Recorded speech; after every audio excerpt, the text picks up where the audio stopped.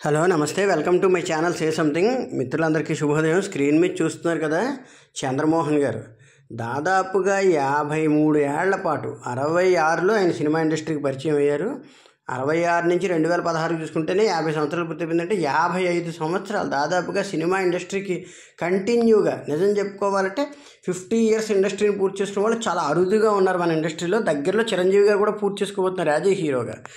Career కూడా విధంగా చంద్రమోహన్ గారు స్టార్ట్ చేసింది హీరోగానే అయినప్పటికీ ఆయన ఆ విధంగా కూడా చాలా వరకు తర్వాత క్యారెక్టర్ ఆర్టిస్ట్ గాను, కమీడియన్ అన్ని విధాలుగా కూడా విలన్ గాను ఎన్నో పాత్రలు చేసుకుంటూ వచ్చారు. ఆయన అన్ని వైవిధ్యమైన పాత్రలు చేసుకుంటూ విధంగా ఇన్ని పాత్రల్లో చేస్తూ కూడా అన్ని సంవత్సరాలు కంటిన్యూ అవటం. తర్వాత సాయి కుమార్ గారు కూడా దాదాపుగా చైల్డ్ ఆర్టిస్ట్గా చూసుకున్నా కూడా ఆయన కూడా దాదాపుగా ఉన్న 50 సంవత్సరాలు పూర్తి చేసుకున్నారు. ఎవరు? సాయి కుమార్ గారు ఏకంగా. తర్వాత బాలకృష్ణ గారు పూర్తి చేసుకున్నారు మొన్న 50 ఏళ్ళు తాతమ్మకల సినిమాతో ఆయన ఎంటర్ అయ్యి. ఆ విధంగా చిరంజీవి గారు కూడా త్వరలో పూర్తి చేసుకుంటున్నారు. నాకు తెలిసి ఇంకొక 2-3 సంవత్సరాల్లో వారు కూడా చిరంజీవి గారు కూడా 50 సంవత్సరాలు పూర్తి చేసుకుంటున్నారు. ఆ విధంగా చూసుకుంటే 50 సంవత్సరాలు పూర్తి చేసుకున్న ఆర్టిస్టులుగా వీళ్ళందరూ కూడా చాలా గ్రేట్ కెరీర్ని అనుభవించారని చెప్పచ్చు. నిజం చెప్పుకోవాలంటే ఇంతంత లాంగ్ కెరీర్ అనేటువంటిది చాలామందికి అరుదైంది. తమిళంలో కూడా కొంతమంది రజనీకాంత్ గారు ఆల్రెడీ పూర్తి చేసుకున్నాడు. రజనీకాంత్ గారు కూడా 77, 78 అనుకుంటాను. ఆయన కూడా త్వరలోనే పూర్తి చేసుకుంటారు. రజనీకాంత్ గారు కూడా విధంగా చూసుకుంటే చిరంజీవి గారు, రజనీకాంత్ గారు 2 సంవత్సరాలు అటు ఇట్లో వచ్చిన వారందరూ కూడా దగ్గరలో 50 సంవత్సరాలు పూర్తి చేసుకునే క్రమం ఉంది. ఆ విధంగా చూసుకుంటే వీళ్ళందరూ కూడా ఇంతంత లాంగ్ కెరీర్లు అంటే హీరోగా కావచ్చు, ఇంకో విధంగా కావచ్చు కొనసాగించడం అనేటువంటిది భగవత్ సంకల్పం అనుకోవచ్చు. At the same time Chandramohan గారు ఎప్పుడూ ఖాళీ లేరు. దాదాపుగా ఆయన 932 సినిమాల్లో చేశారు ఏకంగా. అంటే ఇక్కడ 932 సినిమాలు 50 ఏళ్లలో అంటే 50 ఇంటూ దాదాపుగా 20 వేసుకున్నా మనం. అంటే సంవత్సరానికి 17-16 సినిమాలు తగ్గకుండానే చేశారని మెచ్చుకోవచ్చు. 932 సినిమాలు అంటే 55 ఏళ్లలో ఆ విధంగా చూసుకున్న 16-17 అబవ్ యావరేజ్ అయింది. ఒక యాక్టరు, ఒక ఆర్టిస్టు గట్టిగా అయితే నాకు తెలిసి ఒక 10 సినిమాల్లోనూ 5 సినిమాల్లోనూ చేస్తారు. అతనే బిజీ ఆర్టిస్ట్ అనుకుంటే ఆయన 55 ఏళ్లలో 932 సినిమాలు. ఈవెన్ బ్రహ్మానందం గారిని చూసాం మనం. బ్రహ్మానందం గారు చాలా లాంగ్ కెరీర్లో ఆయన చాలా పూర్చుకున్నారు. కొన్ని ఆయన లాంగ్ కమీడియన్ కాబట్టి కొన్ని అన్నింటిలో ఉన్నారు అనుకోవచ్చు.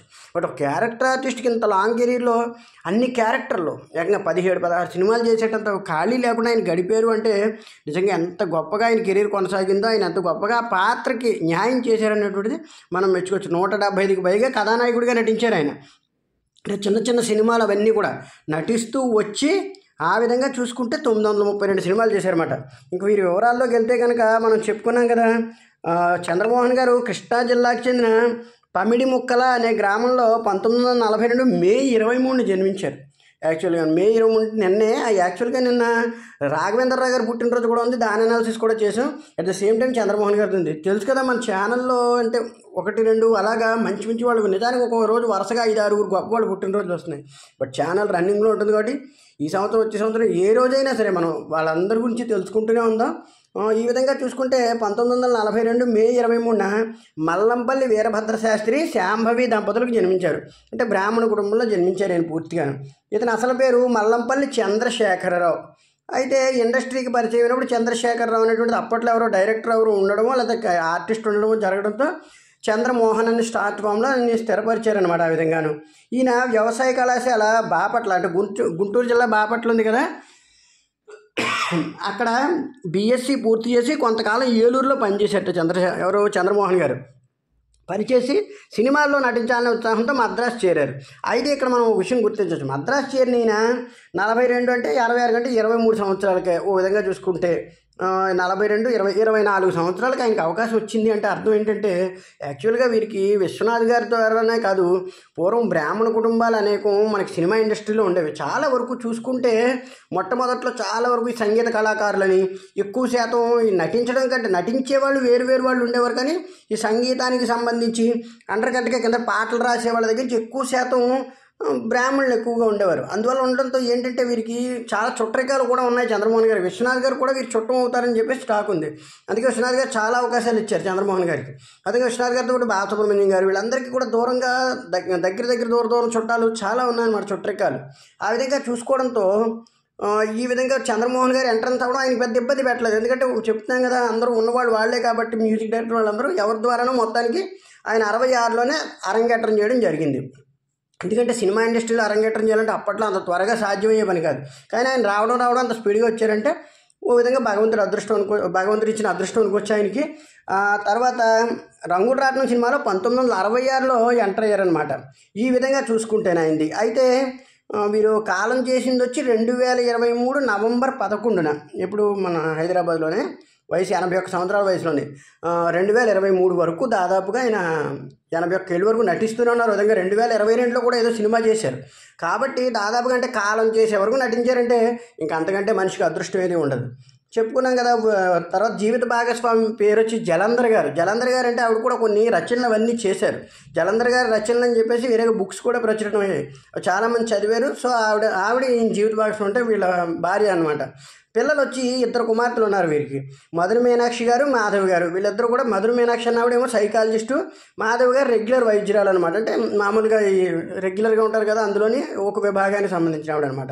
ఇంకా తల్లిదండ్రుల పేర్లు చెప్పుకున్న బంధువులు వచ్చి శివలంక కృష్ణప్రసాద్ గారు, మేనల్లుడు అవుతాట. శివలంక కృష్ణప్రసాద్ గారు అంటే మనకు తెలుసు కదా, ఎవరు ఆదిత్య 369 బాలకృష్ణ గారితో వంశానికి ఒక్కటి సినిమాలు తీసిన ఆయన. దాదాపుగా ఆదిత్య 369లో కూడా చంద్రమోహన్ గారు ఉంటారు మనకి. ఆ విధంగా చూసుకుంటే శివలంక కృష్ణప్రసాద్ గారు, శివలంక కృష్ణప్రసాద్ గారు మేనల్లుడు అవుతారన్నమాట. పురస్కారాలు అయితే నంది అవార్డులు అవన్నీ కూడా ఉన్నాయి. అవన్నీ అవార్డు గురించి కూడా చెప్పుకోవచ్చు. అయితే ఈ విధంగాను సినిమాల్లో నటించాలనే ప్రయత్నంలో 66తో ఎంటర్ అయ్యి అతను ఆశనటుడిగా మరి తరతకాల క్యారెక్టర్ ఆర్టిస్ట్గా అన్ని విధాలుగా కూడా స్థిరపడ్డారనమాట.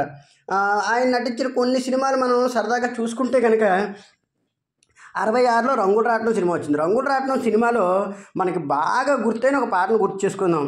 నడిరేయి ఏ జాములో స్వామి నిన్ను చేర దిగబోతును, తిరుమల శిఖరాలు దిగబోతుందని మనకి చిన్నప్పుడు రేడియోల్లోనూ గుడి దగ్గర మైకుల్లోనూ విని విని విని ఉండిపోయాం.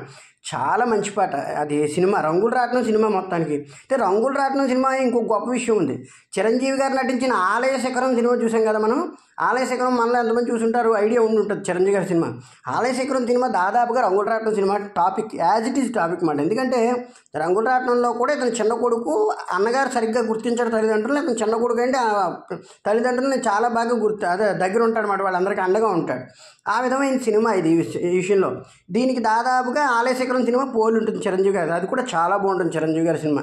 సో ఈ విధంగా చూసుకుంటే రంగుల రాట్నం సినిమాతో ఎంటర్ అయ్యారు. రంగుల రాట్నం సినిమా దాదాపుగా రాష్ట్రపతి గారు అప్పట్లో చూశారని పెద్ద టాక్. అంటే చూశారట ఆయన వేసుకుని, మరి ప్రత్యేకంగా భారత రాష్ట్రపతి ఆ టైంలో ఎవరో ఉన్నారు 66లో, వారు చూసి చాలా గొప్పగా చేశారు ఈ అబ్బాయి, చిన్న కుర్రాడైనా అసలు తడబాటు, ఎంత చక్కగా ఉంది సినిమా. ఇలాంటి సినిమాల్ని ప్రోత్సహించాలి, కుటుంబ బంధాలు బలంగా ఉండాలి, కుటుంబంలో పెద్దవాడు అండగా ఉండాలి. కానీ ఇలాగ చిన్నవాళ్ళ మీద తోసేసాను అంటే ఈ విలువలతో కూడిన ఈ సినిమాలు అప్పట్లో బాగా వచ్చాయి కదా. ఆ విధంగా వాచ్ చేసి దాదాపు రాష్ట్రపతి గారు ఒక ప్రత్యేక పురస్కారం ఆయనకి ఇచ్చారని చెప్పేసి ఎవరికి, చంద్రమోహన్ గారికి అప్పట్లో చాలా బాగా చెప్పేవారు అనమాట. తర్వాత 67లో చేసిన సుఖదుఖాల సబ్జెక్టే ఒక ఎక్స్ట్రాడినరీ సబ్జెక్టు. అందున చంద్రమోహన్ గారి యాక్షన్ ఎంత బలంగా ఉంటుంది. ఎస్వి రంగారావు గారు ప్రాణం పోసారని చెప్పచ్చు. ఎస్వి రంగారావు గారి మధ్యన చంద్రమోహన్ గారి మధ్యన నడిచే సన్నివేశాలు ఆయనకి కళ్ళు ఉండవు ఎస్వి రంగారావు గారు, కానీ ఆయన ప్రతిదీ కనిపెడతాడు ఆయన. అలాగే ఈయన మధ్యన అతని మధ్యన ఉండే ఎమోషన్, దానికి కారణం ఏంటి అనేటువంటి ఆ సినిమా ఒక సస్పెన్స్ థ్రిల్లర్ లాంటిది. బట్ ఆ సస్పెన్స్లోనే తెలియని ఒక ట్విస్ట్ ఉంటుంది. ఒక మర్డర్, అంటే ఒక మర్డర్కి సంబంధించిన సినిమా అనమాట అది. అది ఎందుకు జరిగింది, అది ఎవరి వల్ల జరిగింది, దానివల్ల బాధింపబడింది ఎవరు, ఏమైంది ఎవరన్నా, సుఖదుఖాలు అనేటువంటిది. ఇందులో మనకి పాటలు కూడా బాగా గుర్తున్నాయి, ఐడియా ఉంది కదా. ఇది మల్లెల వేళ అని, ఇది వెన్నెల మాసం అని చెప్పేసి వాణిశ్రీ గారు పాడుతుంటారు. ఆ పాట చాలా ఫేమస్. మేడంటే మేడ కాదు, గూడంటే గూడు కాదు, పదిలంగా అల్లుకున్న పొదరిల్లు మాదన్న సాంగు. ఈ 2 సాంగ్స్ కూడా ఇప్పటికీ మనకి ఎవర్ గ్రీన్ మోగుతూనే ఉంటాయి. తర్వాత బంగారు పిచ్చిక అని చెప్పేసి సినిమా ఒకటి వచ్చింది 1968లో, అది కూడా బాగుంటుంది. తర్వాత ఆత్మీయుల్లో సైడ్ క్యారెక్టర్ చేశారు, తల్లిదండ్రులు, పెళ్లి కూతురు. అంటే ఇంకా ఆయన ఏం చేసేవారంటే హీరోగా వస్తే హీరోగా చేసేవారు, లేకపోతే వెంటనే ఇంక అందుకే ఆయన 55 సంవత్సరాలు అలా కొనసాగారంటే నాకు హీరోగానే ఇవ్వండి అని కూర్చునేవారు కాదు. వచ్చిన వెంటనే క్యారెక్టర్, ఆ క్యారెక్టర్ ఏదైతే అది 2వ క్యారెక్టరా 3వ క్యారెక్టర్. ఈవెన్ శోభన్ బాబు గారు, కృష్ణరాజు గారు, కృష్ణ గారు, వీళ్ళందరూ కూడా నిజంగా స్టార్లు అయినా కూడా వాళ్ళకి 2వ పాత్ర వచ్చిందంటే ఇప్పుడు రామారావు గారితో చేయాలి. రామారావు గారు మెయిన్ హీరో, నేను హీరోని కదా రామారావు గారితో చేయడం అంటే అనేవారు కాదు, నాగేశ్వర గారితో చేయడం అంటే అనేవారు కాదు, లేదా కృష్ణ నాకంటే చిన్నోడు కదా అని కృష్ణ గారు అనేవారు కాదు. ఆ విధంగా కృష్ణరాజు గారితో అయినా చేసేవారు, శోభన్ బాబు గారితో చేసేవారు. అలా అందరికందరూ ఒక 2-3 సినిమాలు విచిత్ర కుటుంబంలో శోభన్ బాబు గారు ఉంటారు, కృష్ణ గారు ఉంటారు, రామారావు గారు ఉంటారు. అలా చేసుకుంటూ వెళ్ళిపోయేవారు. నేనేంటి నా గొప్ప ఏంటి అని అనుకునేవారు కదా. అప్పుడు దర్శకులు కూడా వాళ్ళు నొక్కిపెట్టి మీరు నటులు, మీరు అందరూ కలిసే నటించాలని చెప్పడంతో ఈవెన్ రామారావు గారు, నాగేశ్వర గారు కూడా అద్భుతంగా చేశారు. నిజం చెప్పుకోవాలంటే తరువాత తరంలో ఇది కొంచెం పైకి వెళ్ళి వారసుల మధ్యన కొంచెం అభిప్రాయ భేదాలు కూడా వచ్చి తర్వాత మనం చూసాం కదా, మల్టీ స్టారర్లు అంటూ బాగా కలిసినవేవి రాలేదు. కానీ పూర్వం బాగా మల్టీ స్టారర్లు ఉండేవి. ఆ టైంలో ఇది చంద్రమోహన్ గారికి బాగా ఉపయోగపడిందని చెప్పొచ్చు. ఎందుకంటే ఆయన హీరోగా చేస్తూనే వెంటనే క్యారెక్టర్లు ఏమైతే అవి చిన్నదైతే చిన్నది, పెద్ద అయితే పెద్దది, తల్లిదండ్రులు, పెళ్లి కూతురు, బొమ్మ బొరుసలో కూడా పాటలు బాగుంటాయి. చెప్పుకున్నాం కదా మనం, చలంగారు చెప్పుకున్నాం ఆల్రెడీ. చలంగారు పుట్టినరోజు 18 జరిగింది, అదే జయంతి. వీరిది కూడా జయంతి అనుకున్నాం కదా, విధంగా జయంతి అనుకుంటాం కదా, అంటే కాలం చేసిన వారి గురించి. 18 వారిది కూడా అనాలిసిస్ చేసాం. వారి దాంట్లోనే బొమ్మ బొరుస సినిమా వారిదే మెయిన్. తర్వాత రామాలయం, కాలం మారింది, మేము మనుషులమే, జీవన తరంగాల్లో వాణిశ్రీ గారిని ఇష్టపడే క్యారెక్టర్ ఉంటుంది. బట్ ఆ తర్వాత శోభన్ బాబు గారు అతన్ని తప్పించడం, వాణిశ్రీ గారిని కావాలని పెంచుకోవడం అంతా బాగుంటుంది. జీవన తరంగాల్లో కూడా మంచి క్యారెక్టర్ ఉంటుంది. ఎవరిది? చంద్రమోహన్ గారిది. చాలా పెద్ద హిట్ సినిమా. తర్వాత అల్లూరి సీతారామరాజులో మంజుల గారితో జోడీ కింద. తర్వాత ఓ సీత కథ, దేవదాసు, ఇల్లు వాకిలి, కురుక్షేత్రం, ప్రాణం ఖరీదు, చిరంజీవి గారి ప్రాణం ఖరీదు మనకు తెలుసు కదా, ఆల్రెడీ పెద్ద హిట్ సినిమా అది. తర్వాత సిరిసిరిమువ అయితే దాదాపుగా నేషనల్ అవార్డు దాకా కూడా వెళ్ళింది ఆ సినిమా చాలా వాటిల్లో. ఎందుకంటే ఇప్పుడు హీరోగా ఈయనకి రాకపోవచ్చు, కానీ ఈయన చేసిన చాలా సినిమాలు నేషనల్ అవార్డులు తీసుకున్నాయి కదా. ఇప్పుడు ఈవెన్ శంకరాభరణం, సిరిసిరిమువ కూడా ఎవరిది? వీరిదే, విశ్వనాథ్ గారిది. విశ్వనాథ్ గారికి ఇంకా చెప్తున్నా కదా స్పెషల్ బ్రాండ్ అయిన ఆయన. సిరిసిరిమువ సినిమాలో ఎక్స్ట్రాడినరీగా చేశారు ఆయన నిజంగాను. తర్వాత సీతామహాలక్ష్మి సినిమా చాలా బాగుంటుంది. సిరిసిరిమువ సీతామహాలక్ష్మి సాంగ్స్ అయితే ఇంకా ఊపేసేయని చెప్పొచ్చు. సీతామహాలక్ష్మి సాంగ్స్ ఇప్పటికీ మనకు తెలుసు కదా, సీతాలు సింగారం, మాలచ్చి బంగారం, మన బాడోటి, మావి చిగురు తినగానే, కోవెల పలికేనా అని, ఇవన్నీ సాంగ్స్ కూడా అద్భుతంగా ఉంటాయి. అలాగే సిరిసిరిమువలో జుమ్మంది నాదం సయ్యంది పాదం అని. కానీ సిరిసిరిమువలో ఇంకో స్పెషల్ సాంగ్ ఉంటుంది కదా, ఏంటది? దివి నుంచి భూమికి దిగిరా అని చెప్పేసి రామహరి అనే సాంగ్ ఎక్సలెంట్గా ఉంటుంది సాంగ్. తర్వాత 16 ఏళ్ల వయసులో ఈయనే హీరో. ఎందుకంటే హీరో లీడ్ క్యారెక్టర్ అవుతుంది. అంటే శ్రీదేవి గారిని మెయిన్ అయినా మోహన్ బాబు గారు విలన్ క్యారెక్టర్ ఉంటారు. అతను ఈ అమ్మాయిని ఇబ్బంది పెడదామని చెప్పడం, చివరిలో అమ్మాయిని కాపాడడానికి అతను చంపడం, ఇవన్నీ కూడా ఉంటాయి. 16 ఏళ్ల వయసులో పాటలన్నీ హిట్టే. పంట చేలో పాలకంకి నవ్విందని నేను ఆల్రెడీ చెప్పుకున్నా. ఎవరి దాంట్లోని రాఘవేంద్రరావు గారి పుట్టినరోజు అయింది కదా, ఆయన 16 ఏళ్ల వయసు సినిమా రాఘవేంద్రరావు గారిదే. ఓ విధంగా రాఘవేంద్రరావు గారు కూడా ఈయన తోడ్పాటు అయ్యారనుకోవచ్చు. ఎవరు? చంద్రమోహన్ గారు. ఆ విధంగా చూసుకుంటే తాయారమ్మ, బంగారయ్య, తర్వాత దశ తిరిగింది, శంకరాభరణంలో సాంగ్స్ అన్నీ బాగుంటాయి. అవి తెలుసు. శంకరాభరణంలో వారు అల్లుడి క్యారెక్టర్ చేశారు కదా. తర్వాత శుభోదయంలో పాటలన్నీ బాగుంటాయి. కంచికి చేరావ కృష్ణమ్మ, కంచి వార్తలేంటి కృష్ణమ్మ అని సాంగ్ ఒకటి, గంధం పుయ్యరుగా అని సాంగ్ ఒకటి. తర్వాత రుద్రకాళి, పెళ్లి చేసి చూపిస్తా, మనిషికో చరిత్ర సినిమా చాలా బాగుంటుంది. అది ముగ్గురు మిత్రులు, సువర్ణ సుందరి, చందమామ రావే, ఆస్తులు అంతస్తులు, ఇంకా ఆదిత్య 369 వరుసకి. కానీ చెప్తున్నా కదా, ఇంక వరుసగా ఎక్కడ ఖాళీ లేదు. తర్వాత కొన్ని సంవత్సరాల తర్వాత 80, 90 వచ్చాక ఇంకా సైడ్ క్యారెక్టర్లు బాగా, ఎవరు పెద్ద బాబాయ్ క్యారెక్టర్లు అవన్నీ విపరీతంగా చేసుకుంటూ వచ్చారు. ఈవెన్ మొన్నటి దాకా కూడా ప్రభాస్ గారితోనూ, ఉదయ్ కిరణ్ గారితో, జూనియర్ ఎన్టీఆర్ గారితోనూ, మహేష్ బాబు గారితో అందరితోనూ క్యారెక్టర్లు అలా చేసుకుంటూనే వచ్చేసారు ఆయన. ఎన్నని మనసంతా నువ్వే కానీ ఉదయ్ కిరణ్ గారితో, రామారావు గారితో రాఖీ సినిమాలో కానీ, ఇవన్నీ కూడా మహేష్ బాబు గారితో 2-3 సినిమాలు ఉన్నాయి. అవన్నీ కూడా డార్లింగ్ సినిమాలో ప్రభాస్ గారితో మంచి క్యారెక్టర్ ఉంటుంది. ఆ విధంగా చూసుకుంటే 2022 వరకు, ఈవెన్ దువ్వాడ జగన్నాథం 2017లో దువ్వాడ జగన్నాథం వరకు కూడా ఊపి మీద చేశారు. అక్కడి నుంచి కొంచెం తగ్గి ఒక 4-5 ఏళ్ళు కొద్దిగా సినిమాలు చేశారు. 2022 కోతల రాయలు అనే సినిమా వచ్చిందంటే దాంతో లాస్ట్ అనుకుంటాను దాదాపుగా. ఈ విధంగా చూసుకుంటే ఆయన కెరీర్లో ఎక్కడా కూడా గ్యాప్ లేదని చెప్పచ్చు. ఎందుకంటే ఒక ఆర్టిస్ట్కి 932 సినిమాలు అంటే ఇందులో అంత లిస్ట్ ఇవ్వలేదు కాబట్టి మనకి తెలిసి ఇంకా 50-60 ప్రముఖమైన లిస్ట్ ఉంటుంది కాబట్టి ఇచ్చి ఉండొచ్చు. బట్ ఇయర్లీ చూసుకుంటే ఒక ఇయర్కి మనం అనుకున్నాం 17-16 సినిమాలు లెక్కొచ్చాయి. 932కి 55 లెక్కేసుకుంటే దాదాపుగా 17-16 అంటే ఒక సామాన్య విషయం కాదు. ఒక 6 సినిమాలు చేస్తే ఆ సంవత్సరం అంతా మనకి ఈ రోజున సోషల్ మీడియాలో సరే ఈ సంవత్సరం బిజీగా ఉన్నారని ఒక 50 ఇంటర్వ్యూలు వస్తాయి. మరి ఆ కాలంలో ఒక్కొక్కళ్ళు 17-16 సినిమాలు చేసేవారు. ఇండస్ట్రీని అంత బాగా వెలిగించారు. చంద్రమోహన్ గారు సీతామహాలక్ష్మి క్యారెక్టర్ చాలా బాగుంటుంది. ఎందుకంటే సీతామహాలక్ష్మి అనే సినిమాలో ఒక అమ్మాయిని ప్రేమించడం, ఆ అమ్మాయికి సినిమా ఇష్టమని చెప్పేసి పాటలు ఇష్టమని సినిమాల్లో జాయిన్ చేశాక ఆ అమ్మాయి ఆ సినిమా రంగంలో వదగలేక తిరిగి వస్తే అందరూ విమర్శించినప్పటికీ తన మరదలు తన దగ్గరికి స్వచ్ఛంగా తిరిగి వచ్చిందని నమ్మి వివాహం చేసుకునే ఆ అమ్మాయి జీవితాల్లోకి ఆహ్వానించే ఒక చక్కని క్యారెక్టర్. అంటే మనం ఏ ప్రాంతంలో బ్రతుకుతున్నామన్నది కాదు, ఏ విధంగా బ్రతుకుతున్నామన్నది ఆ ఉన్నతమైన మనసు ఉండాలనేటువంటిది చాలా బాగా చూపించారు. అందులో పక్కా పల్లెటూరు అబ్బాయిగా ఉన్న ఆ వ్యక్తి ఆ విధంగా ఇండస్ట్రీలో ఉన్న ఒక అమ్మాయిని ఆ విధంగా వెళ్ళింది, అందరూ అవమానిస్తారు. అక్కడికి వెళ్ళిందని అందరితో తిరిగి ఉంటుంది. ఇలాగని అక్కడికి వెళ్ళి అతను ఒక సందర్భంలో కోపపడతారు. కానీ తను తిరిగి వస్తే ఆనందంగా తిరిగి తన జీవితంలోకి ఆహ్వానిస్తారు. అంటే తప్పులను భగవంతుడు నిర్ణయిస్తాడు అనేటువంటి చాలా చక్కగా చూపించారు. సిరిసిరిమో సినిమా ఎక్స్ట్రాడినరీ క్యారెక్టరు. తర్వాత ఇంకా అన్నీ చెప్పుకున్నాం కదా. తర్వాత చిరంజీవి గారిది హిందీని అల్లుళ్ళు వస్తున్నారు జాగ్రత్త అని సినిమా ఒకటి ఉంటుంది మనకి. చాలా ఫన్ పిక్చరు. ఇప్పటికైనా ఎప్పుడైనా మీరు వస్తే టైప్ చేస్తే వస్తుంది, అల్లుళ్ళు వస్తున్నారని ఏదో ఉంటుంది సినిమా. మనకి వీడెవడండి బాబు ఉంది కదా, మోహన్ బాబు గారి cinema, as it is subject. అల్లుళ్ళు వస్తున్నారు సినిమా చూస్తే మీరు వీడెవడండి బాబు, మోహన్ బాబు గారిది, బ్రహ్మానందం గారిది ఎవరిదో సినిమా ఉంటుంది కదా, అది చూడక్కర్లేదు తిరిగి. ఎక్సలెంట్ అనమాట. యాజ్ ఇట్ ఈజ్ ప్రింట్ కొట్టినట్టు సినిమా. చిరంజీవి గారిది ఇంకా చంద్రమోహన్ గారి కామెడీ అయితే ఇంకా బీభత్సంగా ఉంటుంది అందులో. ఏకంగాను ఆయన మనసంతా నువ్వేలో చేసిన క్యారెక్టర్ కానీ మధ్యలో ఎన్నో సినిమాలు ఎన్నని చెప్పుకున్న ప్రతి సినిమాలో ఉన్నారు. నాగార్జున గారితో అయితే ఎప్పటి నుంచో ట్రావెల్ చేస్తున్నారు, వెంకటేష్ గారితోనూ ప్రేమించుకున్నారు ఆ సినిమాలోను. అలాగే నాగార్జున గారితో నిండే పెళ్ళాడుతూ అంతకుముందు ఆఖరి పోరాటం సినిమా టైం నుంచి చిరంజీవి గారితో ఎప్పటి నుంచో ఎన్ని సినిమాలు చేసి ఉంటారో చిరంజీవి గారితో.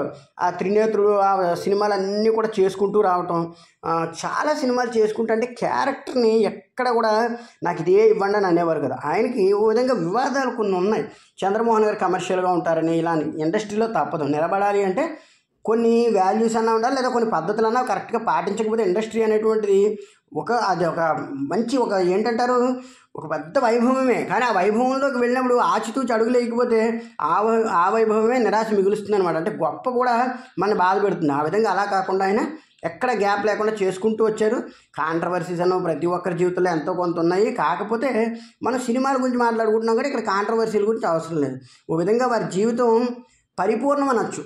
పిల్లల వైపుగా కానీ, భార్య వైపుగా కానీ, కుటుంబం వైపు కానీ ఏమి ఇబ్బందులు ఏమీ లేవు ఆయనకి, ఆర్థికంగా కానీ ఏం లేదు. పైగా చాలామంది చెప్పేది ఏంటంటే చంద్రమోహన్ గారు చాలా వరకు పొదుపు ఎక్కువ పాటించేవారని, జాగ్రత్తగా షూటింగ్లో ఉన్నవే ఆయన యూజ్ చేసుకునేవారని కూడా చెప్తారు. ఆ విధంగా ఉండడం కూడా మంచిదే పాపం.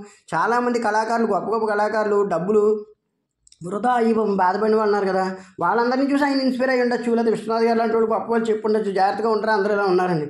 ఏ విధంగా అయినప్పటికీ 50 ఏళ్ల పాటు తెలుగు సినీ ప్రేక్షకుల్ని ప్రతి క్యారెక్టర్తో, నిజం చెప్పుకోండి సినిమాలు చెప్పడానికి మన నోరు చాలదు, మన టైము చాలదు. నిజం చెప్పుకోండి 900 సినిమాలు అంటే ఎన్ని సినిమాల్లో ప్రతి సినిమాలో ఉన్నారు ఆయన దాదాపుగా.